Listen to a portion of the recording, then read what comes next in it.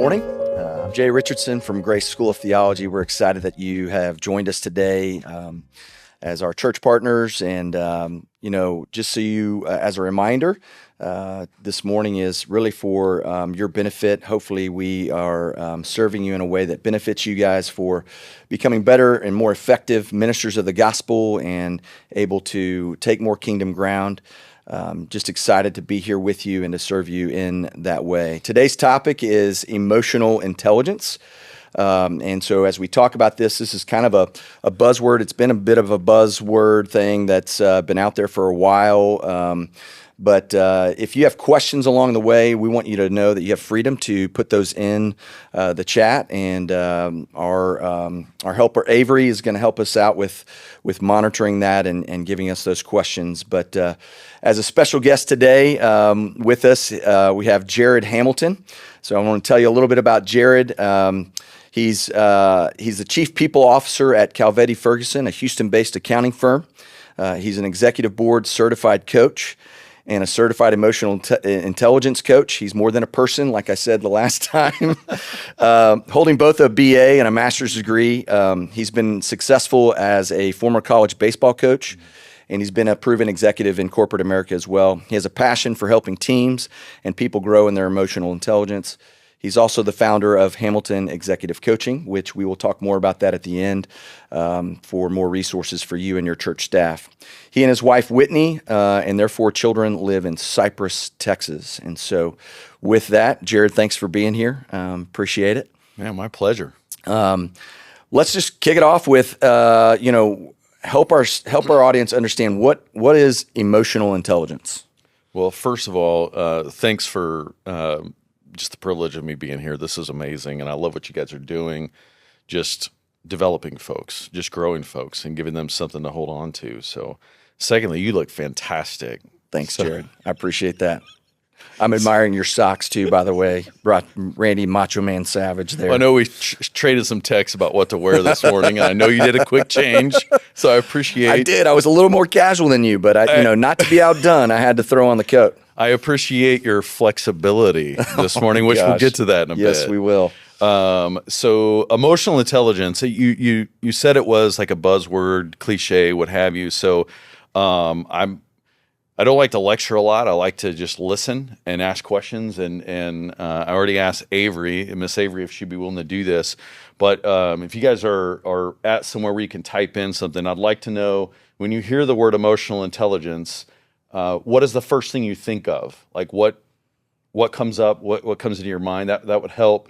That would help us in our conversation. But just chat it in, and then Miss Avery will give us some words here in a minute. We'd love to hear about it. But first, Jay, before I get into what I think emotional intelligence is, what's the first thing you think of when you hear that term?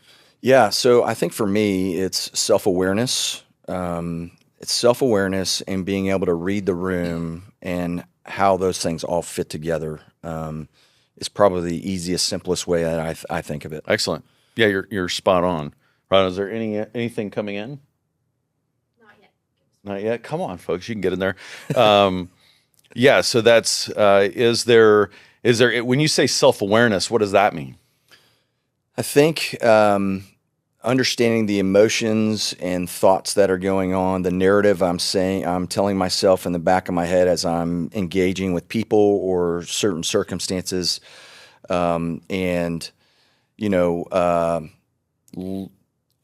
how to govern certain responses. Maybe the difference between responding and reacting. Good. Excellent. So yeah. Yeah, and that's the idea and there's a few different parts when it comes to emotional intelligence, and what you're talking about is the self-perception. Is you're aware of your own emotions and what's going on, but it's also how do you express those. It's the self-expression component of it, and then you have relationship management. So you have all that emotional information. Can you use it in a meaningful way in order to manage yourself and manage your relationships? Mm-hmm. And in those challenging circumstances, are you using all the emotional information coming in to make a meaningful, positive decision? Because you have a lot of decision making you have to do when you're in emotionally charged atmospheres. And I mean, in your line of work, emotionally charged atmospheres are a very real All the real time. thing. Yeah. So anything else? Yeah. We have self-regulation. That's good. Social skills, empathy. So just kind of some terms. Yeah, empathy is a big one. Is understanding and appreciating others' emotions, and there's a lot of confusion between sympathy and empathy. Yeah, for sure. Right? Sympathy is I feel sorry for you. Right. So there's a difference between really understanding and appreciating what someone is going through to sit in that moment with them a little bit. And sometimes it takes some probing and asking questions. So those are all good. Self-regulation, the self-perception piece. So that's what we're talking about. And it's not just knowing it, but it's how do I use this Yeah. in a situation where it's a meaningful decision, and then I can advance the situation or the project or the initiative or the moment to where it's going to have the best result possible. Yeah. Well, and that's a good segue for, thinking through the last 30 years of being in ministry and the countless number of times that you're in social situations or relational situations or hard situations, or, in the church we have this word called that person is an EGR person, extra grace required person. We've all encountered those as ministers, and as pastors, and so. Am I one of those people? Well, Okay, your pause jury's still bothers out. me. All Jury's right. still out. So, but I think emotional intelligence is important for the pastor and for church Yeah. staffs, right? Because they're in the people business. So, can you expound on that a little bit more? And why do you think it's important for us to nail that? Yeah. So my opinion is it's more important for you all than probably any corporate CEO. Just in my opinion, just watching, I've just had the privilege and the honor to be in some green rooms, working closely with pastors and seeing day to day what you have to encounter that a lot of people don't know about, by the way. And so emotional intelligence is a critical skill set to have and to execute with. And so my brother-in-law, his name is Sean Faulkner. He's a youth pastor and worship pastor in Father's House in Hutchinson, Kansas. I called him up. I was like, hey, I got to talk to pastors about emotional intelligence. What do you think about that? And so he and his wife, Heather Faulkner, they both pastor. And he mentions, well, I don't know about all that. I just know that my goal is to meet people where they're at. And if that doesn't tell you exactly how important, I was like, that is emotional intelligence. Right. And he's got quite a bit of the skill set. Because if you don't know where someone is at, there is no way you're going to meet them where they're at. And it takes the skills of interpersonal relationships, of empathy, to be able to learn where that person is at, to where then you can meet and you can just speak into their lives in such a way that it's meaningful for them. Yeah. Because you've now been able to empathize and know a little bit more about them, know their story and what they're going through in order to be able to do what you guys do. Yeah. So if you don't have that skill set to be able to pull that information, you're just not able to use what you've learned and what you've built over a lot of education, a lot of study, a lot of time, and some giftings that the Spirit gives you. Yeah. I think about my time on church staffs and in different roles and stuff, and I think about the numerous, you don't just have one constituency that you're pastoring, right? You as the youth pastor, you have your volunteer leaders, you have your parents, you have your students, you have an elder board, you have your direct boss, all these different people that you are interacting with, and all have different expectations and ideas, and it's complex. And so, emotional intelligence comes in as a pretty major thing. Well, what's interesting is if you recall last month, Pastor Harrington, who was remarkable, I've watched that a couple times through, when he's looking for people to plant churches, and he says this is important for any type of minister, but specifically planting churches, he references you got to have self-awareness, who you are and who you're not. Yeah. And you got to have starting skills and sustaining skills. When we're talking about the emotional assessment inventory that we do, right off the top is self-perception, how you feel and know about what you know about yourself, and self-actualization, which is the pursuit of meaning, knowing I know where I'm going and what I'm going to do. Those are specific skills that are emotional intelligence skills that he references. You have to have those. Yeah. If you have no confidence, if maybe you are very self-deprecating, which a lot of people are, and have a poor self-perception, which is a thing. Yeah. It's very difficult in order to be able to galvanize and rally others around where you're going. Yeah. Yeah. The other thing that I think is really important for us as we talk about this subject is we have to know ourselves in order to lead ourselves. And Absolutely. if we're not leading ourselves, we can't lead other people, right? Right. And just in this process of you and I getting to know each other in the last couple of months, and that it's been more enlightening and helpful. But I think that's a key to what being growing in emotional intelligence is about, right? Yeah, not only knowing yourself, but how is that coming across to others? Right. What's it like to be on the other side of you? Right, and are you genuine with Yeah. it? Because it could be one of two ways.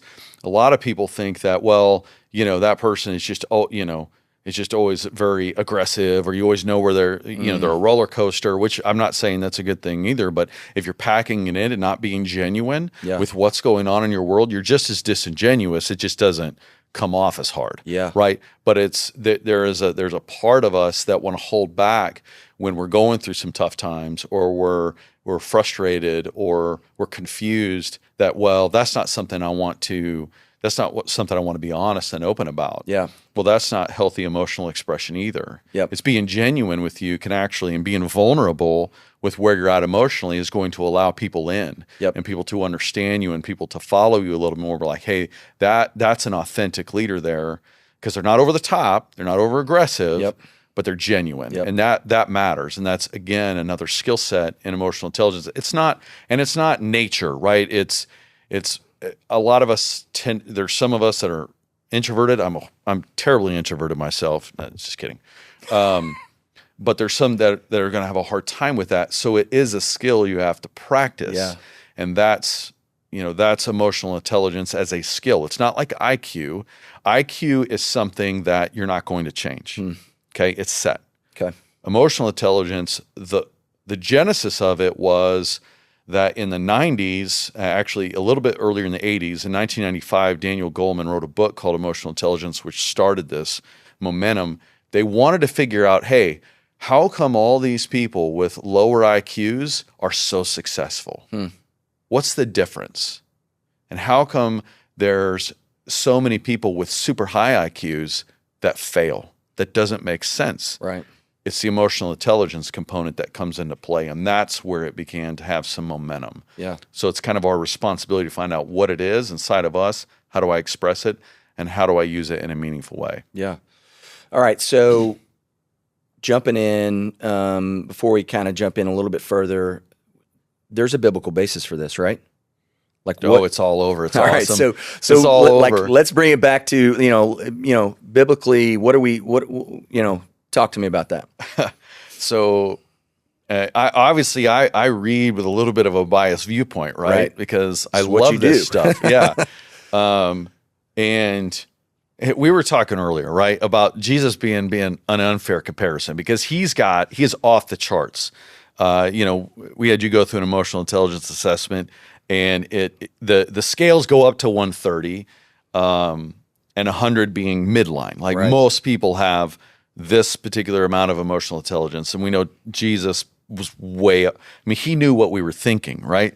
But he just has so many great moves throughout the scriptures. We talked about when he was raising Lazarus, just just the move of empathy there, where he knows what's going to happen. Right. He's got all the power. He knows he's going to he knows what's going to happen. It's not a surprise for him. He knows the book, and so him walking up, he could have said, "Hey, folks, Lazarus, let's go and see everything's good."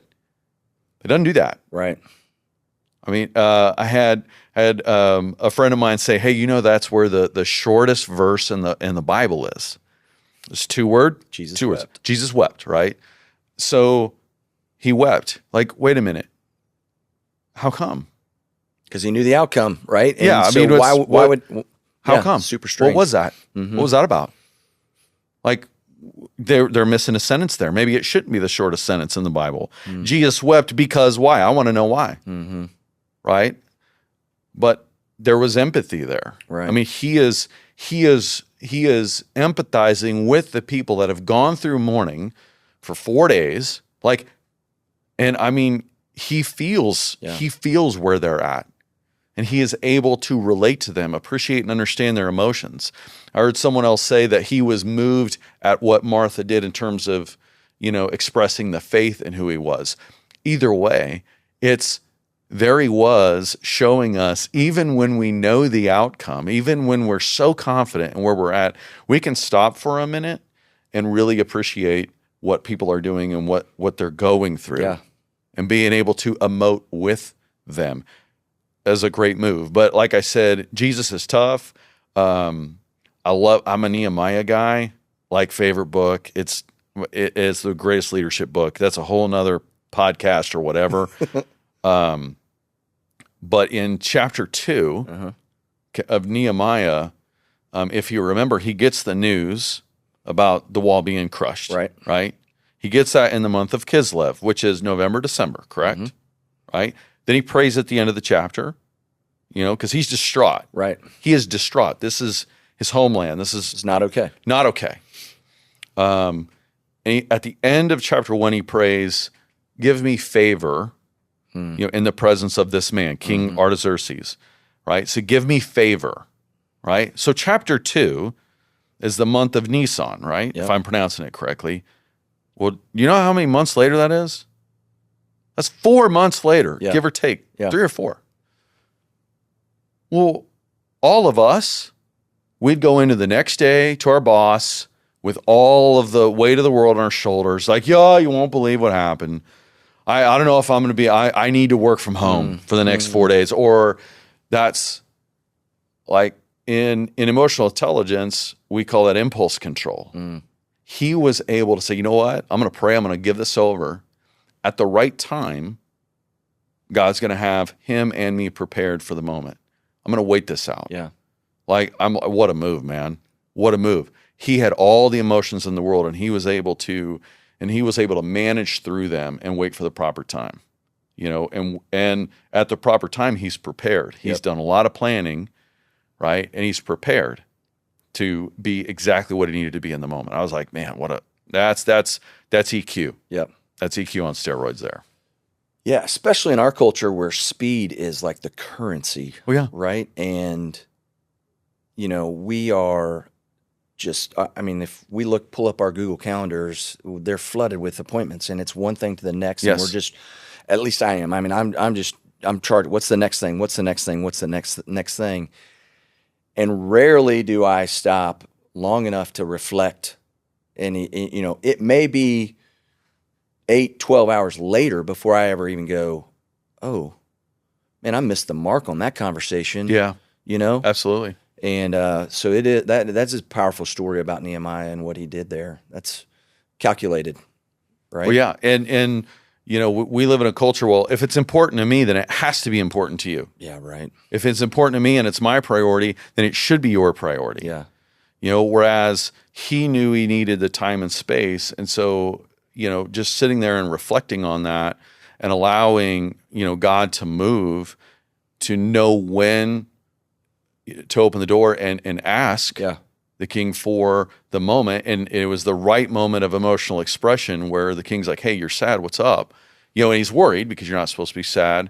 He's like, well, yeah, the homeland got crushed. The The wall is down. Yep. Why wouldn't I be sad? Yep.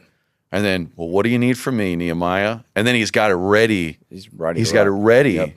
Like that's just a great move. So it's the examples are there. And I mean, we can just go through it. We don't have 4 hours to go through it, but the examples are there to see where emotional intelligence is a skill set, is a part of some of the great pieces of Scripture. So I wish Nehemiah would exercise a little more in chapter 13, but then he goes and pulls people's hair out, and so we're all fallible. Yeah, for sure. All right, so to kind of get to our topic, right, and that is, you say it, growing in your emotional intelligence is as easy as A, B, C, D, E. All right, so let's get to the meat of it. Like, walk us through the A, B, C, D, E. Okay, so so I always recommend write stuff down when you're learning stuff. And, right. I remember when we first had this phone call, you were scribbling some stuff down. We'll send some stuff to everyone. Okay. I'd write this down. If there's one thing that you take away, a tool that can use like 30 minutes after this is the one. Okay. It's in the book EQ Edge by Matthew Stein and Howard Book. And that's a large version of all the different subskills of emotional intelligence that you and I assessed. But this tool, and I'm going to warn you, okay, it will affect your life from here out because you will look at every situation a different way. So if you don't want to change the way you perceive things, you need to leave the room, stop listening now because it's going to affect you.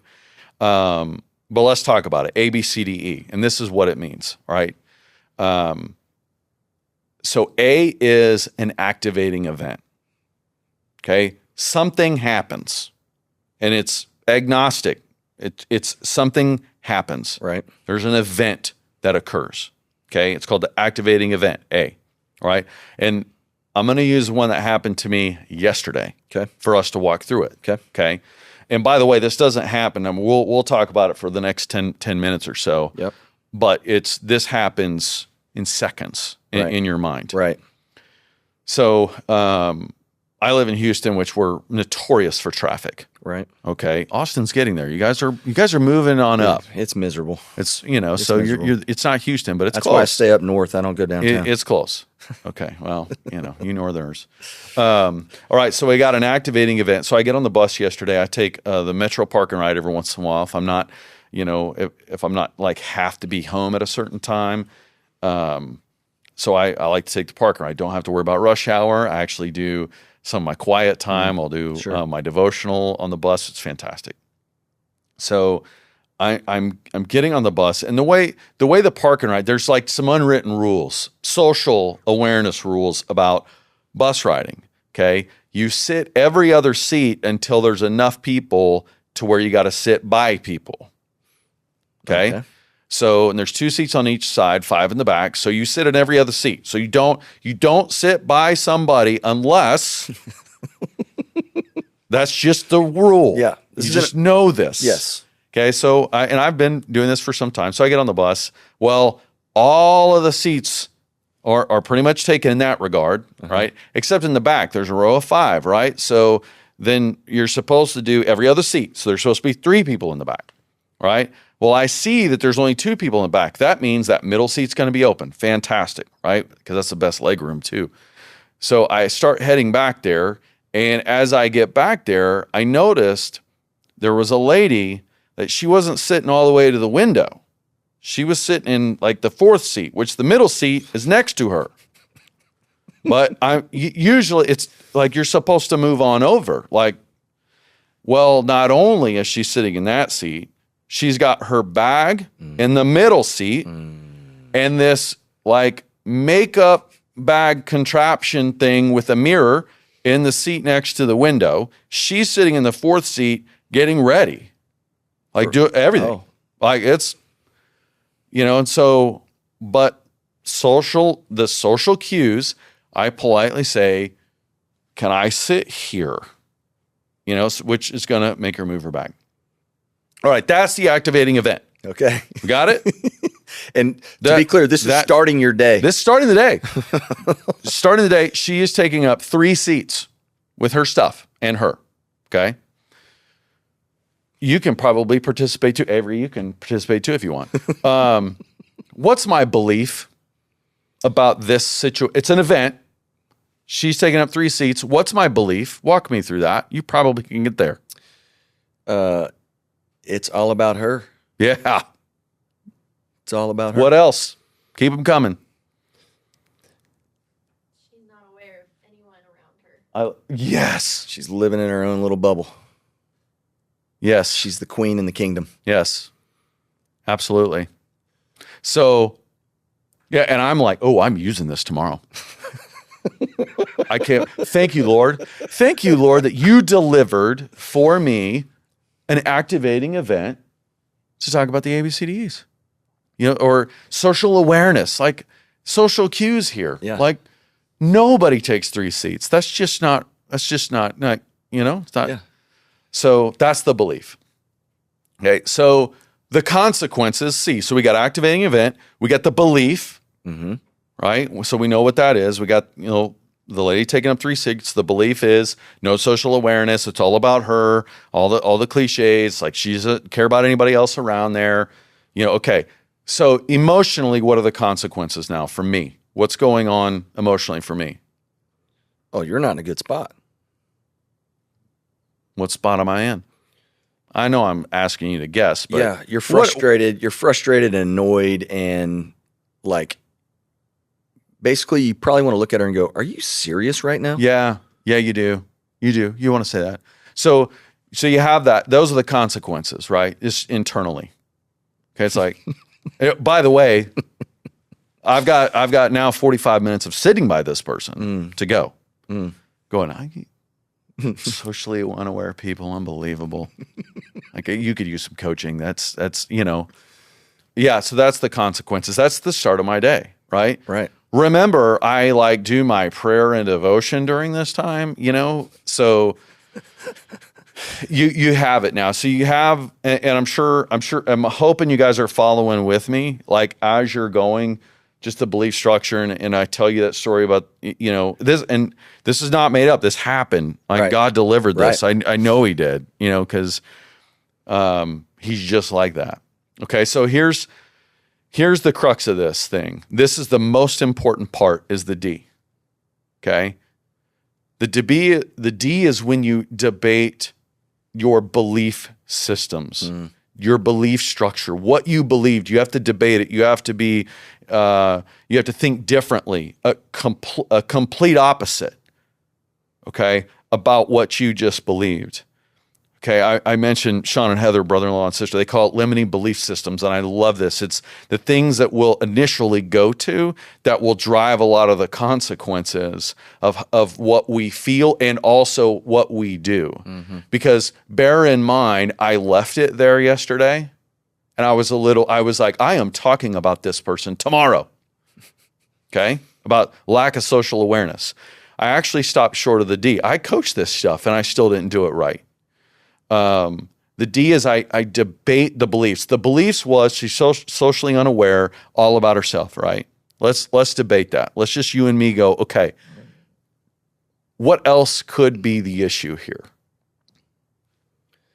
Yeah, I mean, she could have had a really bad morning. Her car may have not started to get her to the bus stop. She could have had kids that were sick and a mess and that were so her time to get put on her makeup and get ready for her day was totally disrupted by a sick kid, or maybe she got a phone call from another family member that somebody else was in trouble or had something was going on. There's a lot of stuff that could have thought about that. Could have delayed her day. And what if her kids got sick? I was thinking about that this morning. What if she's a single mom? Right.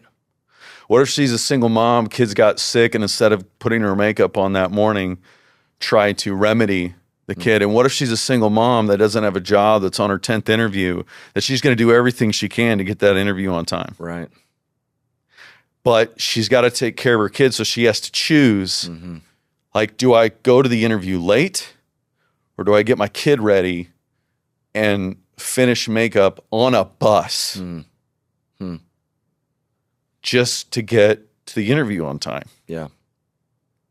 What if that was the situation? Yeah. That is the D. Now how do I feel? Pretty crummy. I mean, the spotlight is now on your own depravity.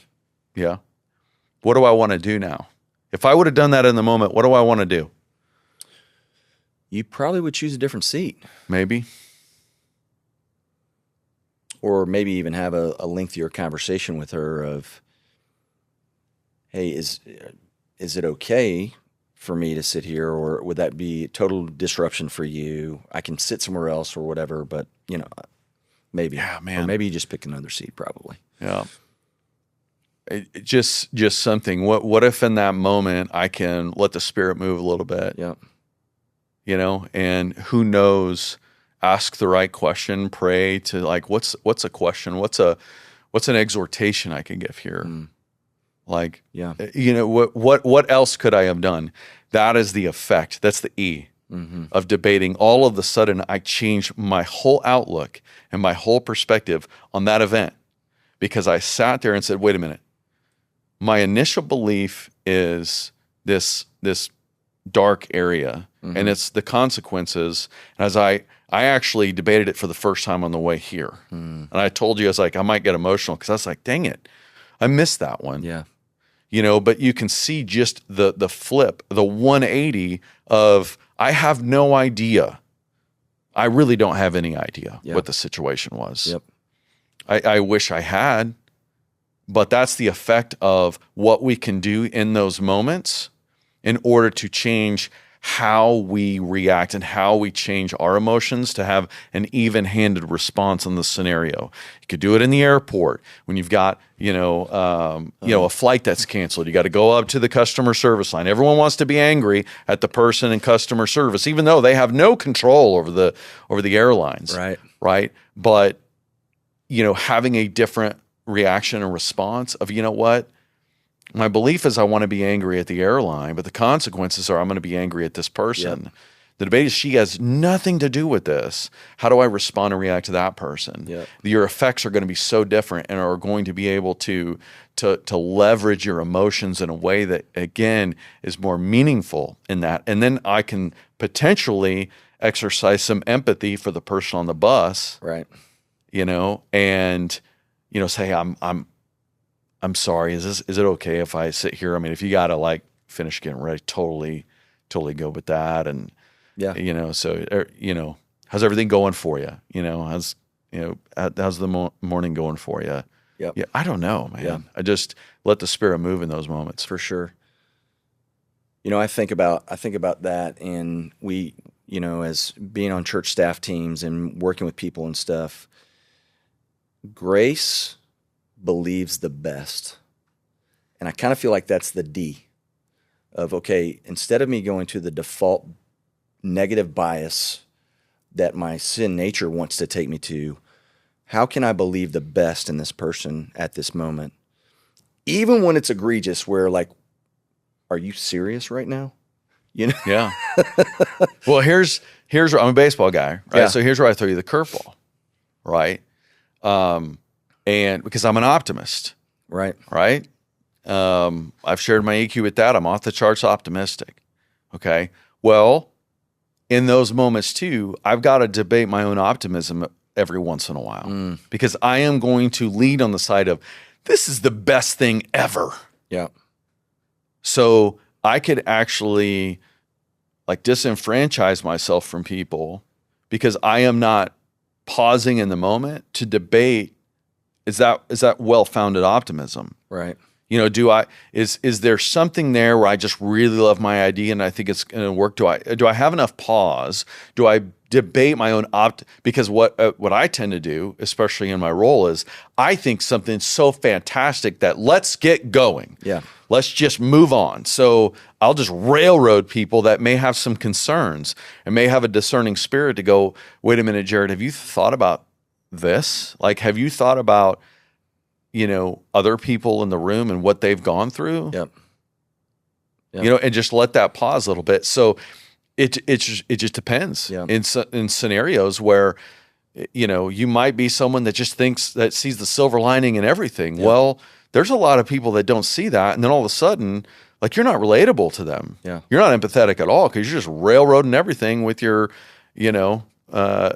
Pollyanna. Yeah, it's like, get your head out of the clouds, man, and see Right. what's going on. I've made mistakes in my career with that approach because I didn't really stop to think, how is this going to land if I present it this way? Yeah. Am I going to exclude some people because maybe they've gone through a little bit of life experience that doesn't see this as, a great change? So Yep. Again, it's the effect of debating your emotions is never a bad. It's not saying you're going to make a decision, Right. a different decision. You're making an even-handed, well thought out decision Yep. based on a more regulated emotional situation. Right. You're not a roller coaster where you're letting your just super positive feelings dictate what's going on, or you're not letting your viewpoint of this person that you think is just socially unaware, allowing you to worry about how you're going to portray her in a podcast in the morning and the Right. next morning, right? So that's just a very good equalizer. I think so in this whole thing, if we're developing skills to grow in our emotional intelligence, there's also a spiritual realm to it. And, Yes. and there's a Holy Spirit component to Yes. it. It's not just I can just do these skills and go and do calisthenics and Yes. emotional intelligence and get better at it. There's definitely that side. And I think about the Romans 12:2 of do not be conformed to this world, but be transformed by the renewing of your mind. Yeah. And so when we get to that debate place, we get to that place where we're having that conversation. It's in the mind Yeah. that then affects the emotions, right? And so now, instead of living under our emotions and as a slave to our emotions, we have elevated over our emotions, and we're allowing the Holy Spirit really to enter into the equation and shape our thinking, shape even our emotions. Like, we get to choose how we're going to feel. Ultimately, Yeah. initially, initially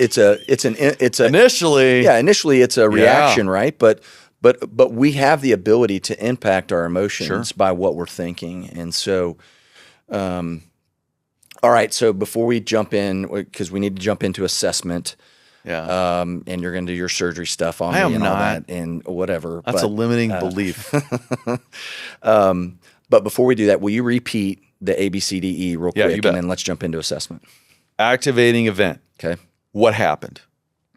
And it's agnostic. It's just it's not good. neutral. It's neutral. It's just that's what happened. Yep.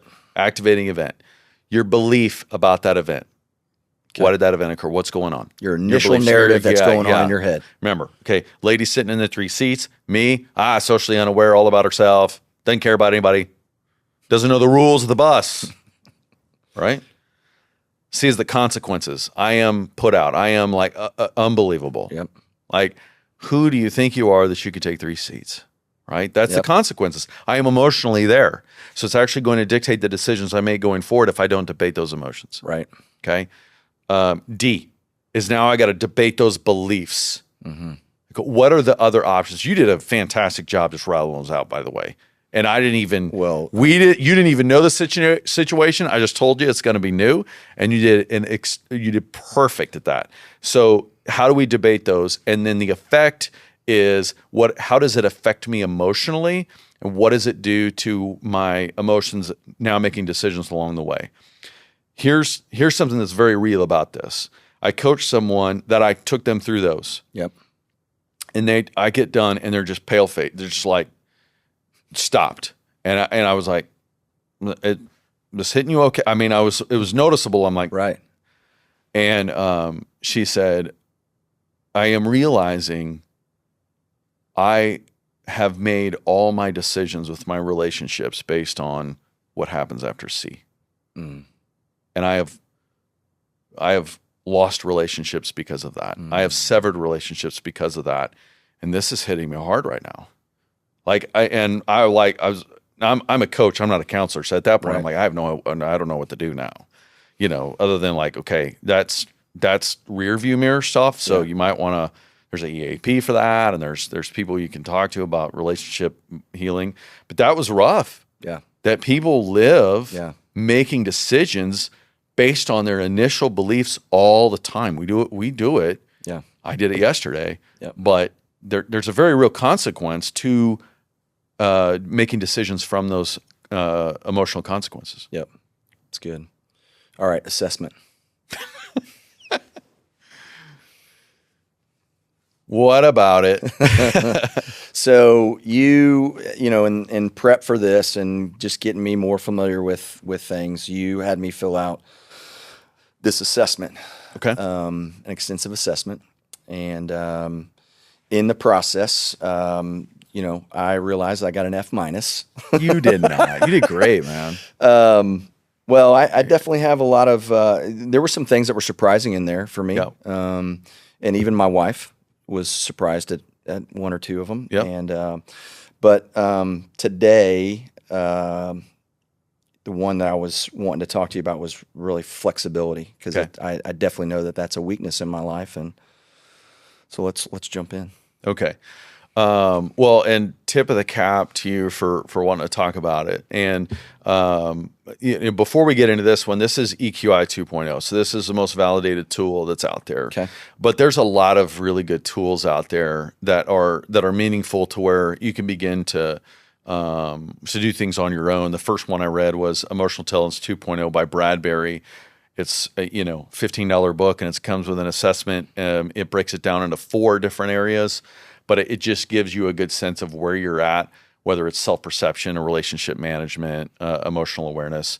So it's a good tool as well. There's plenty of good tools that are out there. Right. It's about being able to learn a little bit and find out where you can grow, because emotional intelligence is a growable skill set. Like, it is not like IQ. Right. I've had just opportunities to coach people that would increase by 20 points in various areas. So it's just whether or not you want to exercise the tasks and skills. And so, one of the subsets of the skills is flexibility, right? And that's in the decision-making component. So and I'm going to coach you like I would if we were one-on-one confidential, and we've got a whole bunch of people watching you. So it's actually, gentle. I think it's just as uncomfortable for me because I don't know what you're going to say. So, but you did mention that it was something that you had to work on. Mm-hmm. What do you mean by that? I know I have strong opinions. I'm pretty rigid at times. So as I thought about it, and I was thinking about personality mix, and we talked a little bit about personality mix, and I'm an ESTJ and get things done. And sometimes I'll put task over people and that whole thing. Right. And so, but then that goes along with that is, there's this assessment out there that's the 5 voices. Right. And one of my voices is guardian. And so I am so focused a lot of times on truth and making right decisions.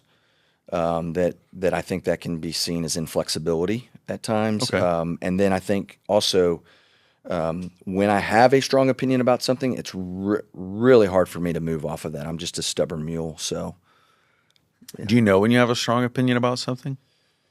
yeah, I feel it. I feel it. I feel it inside, and it kind of wells up, and people probably notice it. I probably get bigger and louder. It's one of the negative things about being a bigger person, because when you get bigger and louder, Sure. you get even bigger. And then people view that as intimidation and stuff. And they miss out on the part that, I actually I might have this gentle and tender side to me because of, whatever's going on internally inside of me. Okay. That's really good that you actually noticed that. So that's the self-awareness piece, right? It's like, okay, I know this. So, and now you're like, great, what now? Right. I mean, and that's the idea of growing emotional intelligence. So, the one thing I wanted you to do, there's a really interesting, piece on your report. It's the leadership implications, the first sentence. Yep. Read that sentence. It says, your propensity to be unyielding and sticking to tried and true methods of operations may appear conservative and outdated. How does that hit you?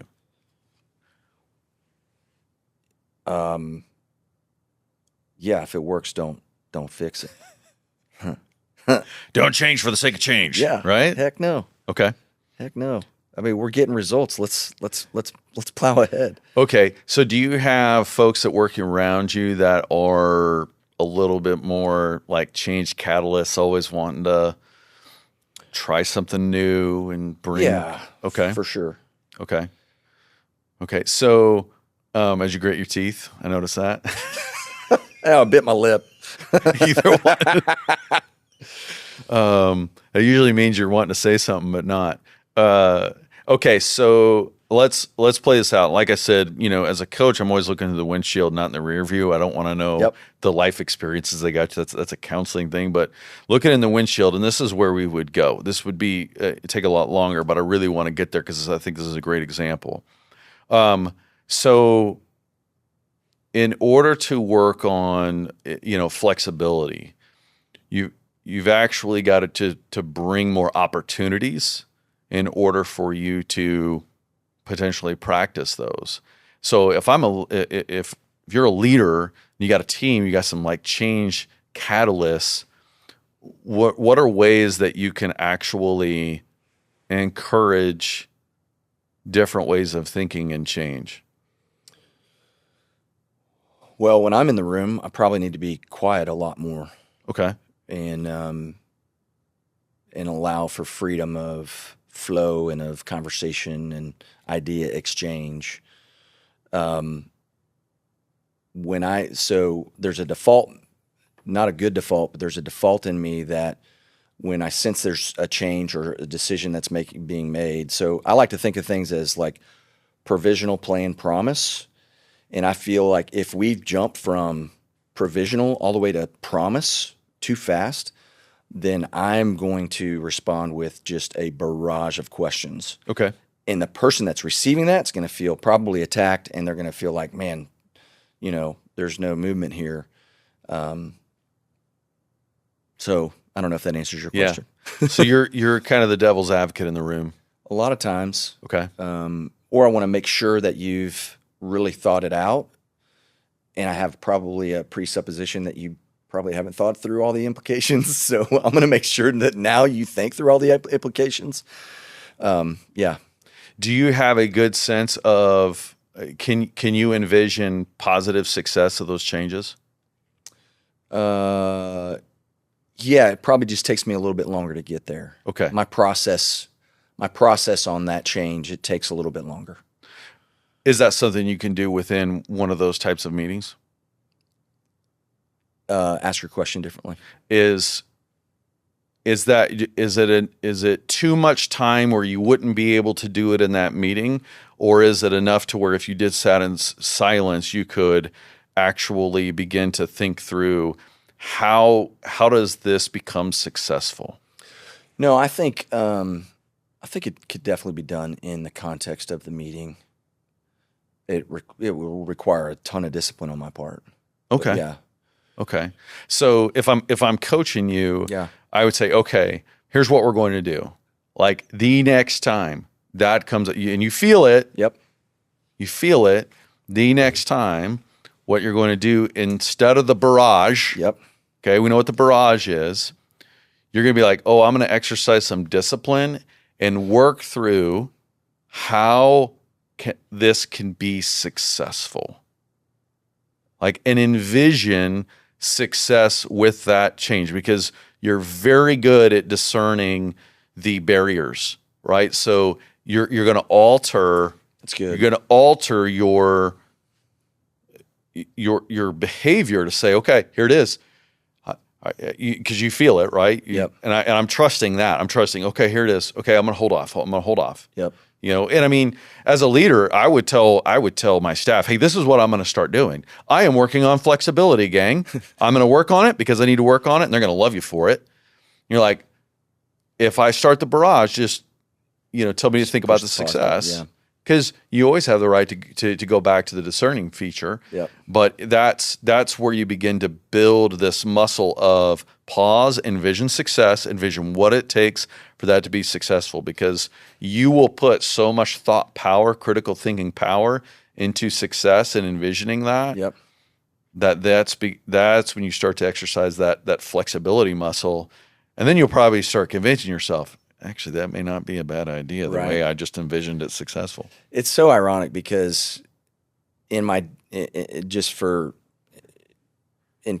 in structure of teams, right? And in my downward communications, I've worked with folks before who their instantaneous is, no, we can't do that. Yeah. And I'm like, Yeah. and I'll look at them and I'll say, hey, no, that's not the answer. The answer is, yes, we can do it. I'm going to figure out how we do it. Yeah. That's the answer. But I don't take my own coaching. That's fair. But so what we did is through assessment, it's done various ways, is we're like, okay, it is a behavior change. It is a different way of thinking. Right. And typically it takes pause and critical thinking. No different than the debating of the emotions. Is like, okay, that's how you start to move the needle on various components of emotional intelligence. Okay, I'm high optimism. Right. But I used to struggle a lot in reality testing, right? Which is another emotional intelligence skill. And you recognize it as people have no idea what's going on in this moment. Right. And they're just out to lunch. They don't know what's going on. And so the optimist is the worst one, right? It's like they have their head in the clouds. They don't realize the trauma that's going on here. They think everything's just okay. Right. That was my issue. So what I had to do is I had to start asking more questions before I went into my optimist, because I'll always be there. I'll always get Right. there. All right. I'm like a 130. It's just way up there. But that can be a problem for me because I need to make sure that I see the situation as objectively as possible before I dip into the optimistic, viewpoints. Yeah. Right. So, but it's a behavior change and a skill change to say, okay, ask more questions, Yep. get the lay of the land, talk to people, like listen to them, read the room a little bit more. Yep. Okay. And you had mentioned that earlier. And I had asked my daughter's boyfriend, soon to be fiance, I was like, what do you want to know about emotional intelligence? He says, how do you read the room? Like, how do you read it? Like, and he was mentioning like it's magic. Like, oh, you read a book and all of a sudden you read a room. That's not the Right. way it goes. Right. That takes time. That just takes time. Yeah. It takes listening. It takes observing. Practice. That's what emotional intelligence is. It's all practice. It's identifying, okay, where's my shortfall? How do I practice? It's good. Do we have some questions that have come in? A few. Okay. Oh, bring it Let's, on. I love questions. But before we jump to questions real quick, Yeah. so with your optimism, I'm tempted to ask you about Texas A&M football and the future, but we'll save that for another time because I don't want you to. I suffer from battered Aggie syndrome, so don't puff. Well, it up. my issue is I don't reality test very well. So, and I'm not going to say anything to jinx anything, Thank even you. though I don't believe in jinxes. But Thank you. I got enough family members that would be like, I can't believe you said that. All right, Avery, what you got? Okay. How can church staff be motivated to evaluate their own emotional intelligence? Oh, wow. How can they get motivated? Like, Yes. How can they be motivated to evaluate their own emotional intelligence? boy, that's a tough one. If I'm a church staff member, just reading a little bit and understanding its impact you said it so well. Like, you've got to interact with volunteers. Like, you got to interact with people that aren't paid. Yeah. You know what? There's nothing require them coming in that door. Like, that's a lot. That's a lot, right? And they're kind of, you have to lead people that have no requirement to walk into that door. Yep. Like, my goodness. And how many emotions are you dealing with there? You don't know how their week went. You know, I have the luxury of seeing the same people on my team 5 days a week for like 8-9 hours. You, as a pastor, minister, leader of kids, bless your heart, special place in heaven. If you're a kids ministry leader, you have to actually be able to read that room of people you have not seen in 6 days and still be able to rally them and speak into their lives. And I mean, your ability to read the room is just is so critical. I mean, I just get to talking about it. I'm like, how can you not? You got to want to be able to leverage being able to if you have trouble with empathy, being able to ask questions, open-ended questions, Yeah. not, hey, how you doing? Fine, great, all right, you ready to take kids? Yeah. No, you didn't. You weren't empathetic. Yeah. Like, what was the best thing that happened this week? How about that question? Yeah. Hey, what was the most challenging that happened in your week this week? How about that question? Then you go really, well, I don't have that kind of time. Takes 2 minutes. Takes 2 minutes and a cup of coffee. Yep. You do that every once in a while. That's the empathy piece. So I would say just understanding where it can make an impact, volunteers, staff, senior pastors, being able to being able to look at my boss and see what's been going on there. This isn't a normal nonverbal. You all right? Yeah. And having those conversations that would motivate me because it's just a different level. It enhances your ability to do those things. Well, and I think it's tied into growing in the fruits of the Spirit. I mean, honestly, the fruits of the Spirit are really tied to emotional intelligence. Love, joy, peace, patience, yeah. kindness, goodness, and self-control, Yeah. impulse control. Yeah. So, And the Holy Spirit added on to emotional intelligence. That's like, I'm a Nintendo guy. That's like the superpower you get when you're playing Nintendo, when you get the right coin or hit Yeah. the right mushroom. It's all of a sudden you're enhanced. Yep. Right. And now you have a spiritual discernment, a different level. yep. What? Yeah. She said we got a lot. So Yeah. what else you That got? was good. How do you balance speaking truth and grace in the framework of emotional intelligence? Man. So empathy is a big one, right? Do I know where that person is? Right? So do I understand what they're going through? Right? Because if am I speaking the truth or am I speaking my truth? How do you have your bag in that seat? There's only 2 seats to every person until it's full. Like, that was my truth initially. And I personally, I'm not a big fan of the my truth. It's what is the truth? And so I think empathy is big. Like, do I know where they're coming from? What's going on? What's their story? I like to ask what questions. Hey, what was the reason that you weren't able to make that deadline? I don't say, why'd you not hit the deadline? Because now it's a character issue. Because why is immediately That's brilliant. a defensive term. That is absolutely brilliant. Yeah, what's stopping us from getting this deadline? What's stopping you from being able to, get to work on time? Well, I've got kids. And so I think having those questions, asking the open-ended questions to find out where they're coming through, that's going to allow you to, speak a lot of grace. Because I think the biggest, I say this all the time to pastor friends, the biggest mistake we make is we mistake grace for enablement, right? Yeah.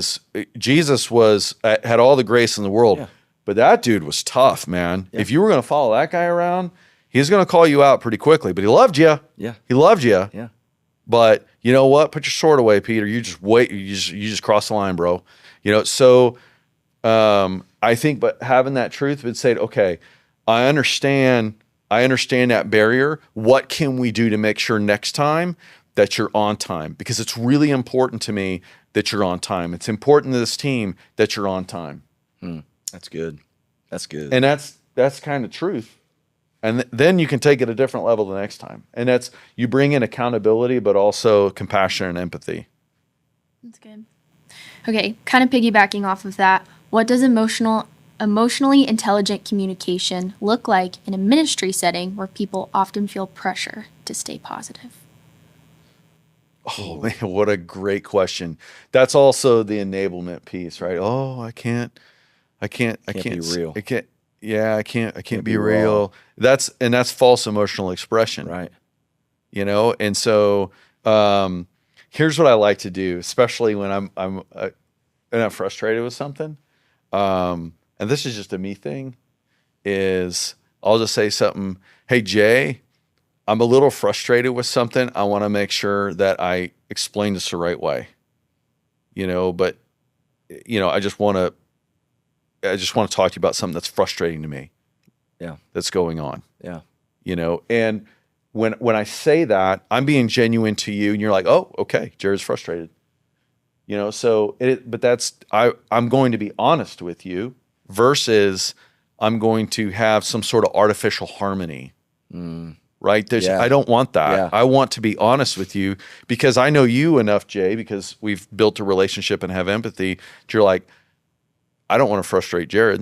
And And I know that. I trust you with that. Yeah. I said, I'm a little frustrated with something, Jay. This was set a certain way, and I'm not wanting to go, and if we're talking emotional intelligence, I don't want to believe initially what I'm thinking, but I need to tell you this because this is what I'm thinking. That is let me tell you, that is very difficult to do.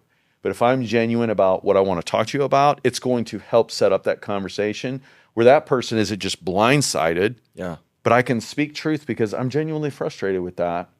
I'm going to pray about it first, but I'm going to tell you what I'm emoting in the moment, but I want you to speak back to me what's going on. That's good. Man, thanks so much. Yeah. Treasures. Sitting here thinking and processing everything, it's the one thing that I think is perhaps one of the larger enemies to growing in emotional intelligence is this thing called contempt. Mm-hmm. And it happens when you have that agnostic event and you create that belief, and then it has the consequence. And the consequence usually is, I'm going to put a box around that person and put a label on them, and that's my contempt. Yeah. And then the effect of that is, now I'm justified in my mistreatment of them.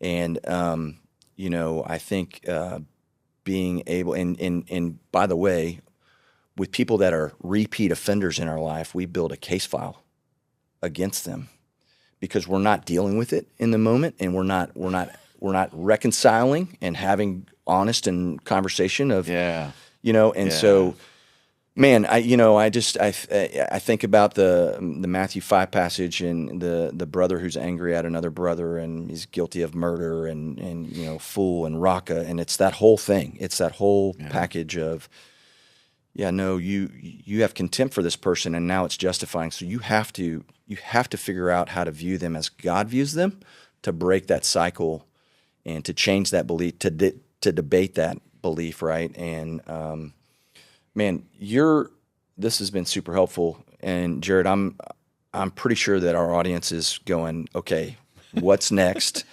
And how do we continue to grow in this? And how would they stay connected to a Jared Hamilton?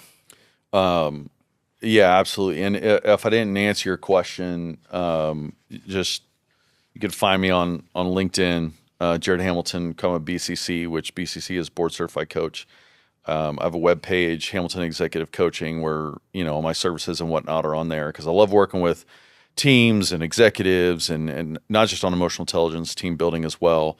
They can connect with me on there. And you've worked with church staffs. Yeah, absolutely.